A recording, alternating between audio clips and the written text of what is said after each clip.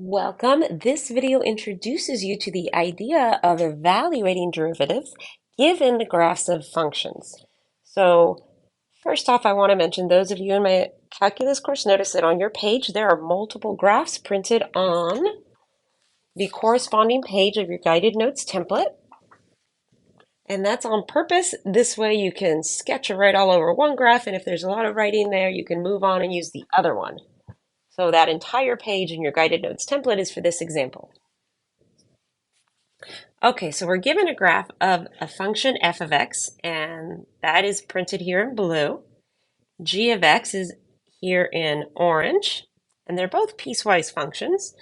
So the function p is defined as the product of f and g, and the function q is defined as the quotient of g and f. So before we actually look at any derivatives, let's quickly, or at least derivatives at points, let's find a formula that provides us with the derivative of p and one that provides us with the derivative of q. All right, so p prime of x, that's equal to f prime of x times g of x plus f of x times g prime of x.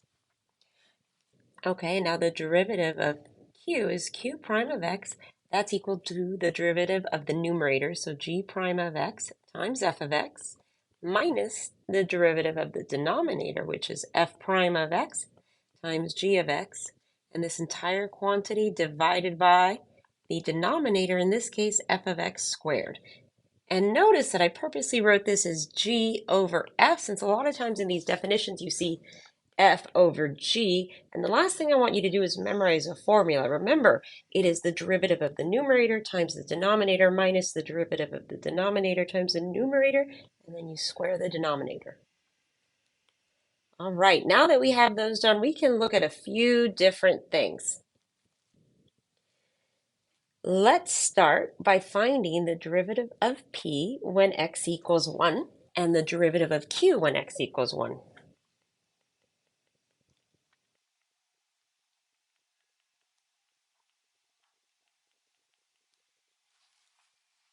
Okay, so p prime of 1, we can just use this here. That's f prime of 1 times g of 1 plus f of 1 times g prime of 1.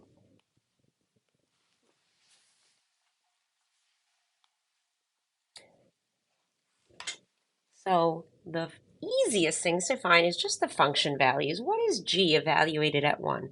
Let's look at the orange curve. At 1, g is equal to 2. So I'll write that down. So g of 1 is equal to 2. What about f evaluated at 1? Well, at 1, that is when x equals 1, let's look up, the output of f is 5. So f of 1 is equal to 5. Now you might be asking, how can I figure out the derivative of f and g? I don't have an equation for these. Well, we don't need an equation because remember the derivative is equal to the slope of the tangent line. The tangent line shares, that is, it enjoys the same derivative as the curve at its intersection point. So let's look at the derivative of f first at x equals 1.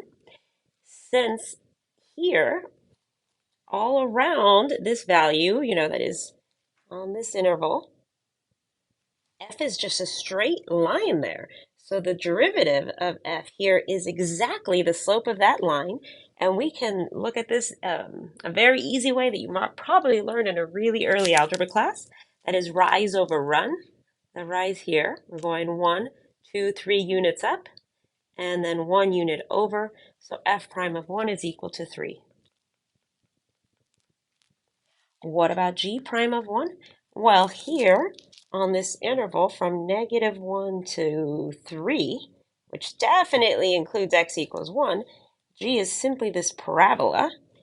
And we are at the vertex of the parabola. So the tangent line here would be horizontal. And when the tangent line is horizontal, we know that the slope of the curve at that point is 0. That tells me that g prime of 1 is equal to 0. And now that I have all this information, look what I can do. Okay, f prime of 1, I know that's equal to 3 here. G of 1, that's equal to 2. So I need to multiply this 3 by 2. Then I'm going to add f evaluated at 1, which is 5, times whatever the derivative of g is when x equals 1, and we know that's 0, so this is going to be times 0. So this is 6 plus 0, or just 6. Now what about the derivative of q when x is equal to 1? Q prime of 1, that's equal to g prime of 1 times f of 1 minus f prime of 1 times g of 1 divided by f of 1 quantity squared. And what's lovely is we don't have to figure out any of these values anymore. We have figured them out here. So at this point, let's look for g prime of 1. That's 0. So 0 times, and on your own paper, you could have just said this vanishes and gone straight to, well, negative f prime of 1 times g of 1. But I think it'll be really informative, or more informative, if I show every step. And if you're struggling with some of these concepts, you should be also showing every step so you don't make a simple algebra mistake in this calculus course. All right, so now let's look at f of 1. That's equal to 5. So we have 0 times 5 minus f prime of 1, which is 3, times g of 1, which is 2, divided by f of 1, which is 5 squared. So this is negative 6 over 25. And then I'm going to quickly just change this to a parentheses because my eye keeps seeing that 0.5 is 0.5, like a half.